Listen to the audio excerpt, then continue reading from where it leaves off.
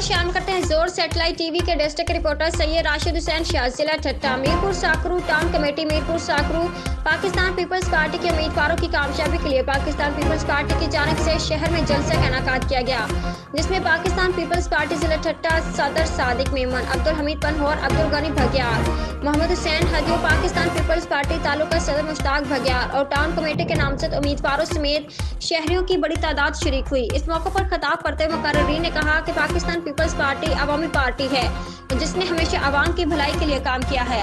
मीरपुर साकरू शहर से पाकिस्तान पीपल्स पार्टी बड़ी अक्सरियत से कामयाब होगी और मुखालफिन को बुरी तरह शिकस्त होगी। 15 जनवरी का सूरज पाकिस्तान पीपल्स पार्टी के जश्न के सूरज साबित होगा।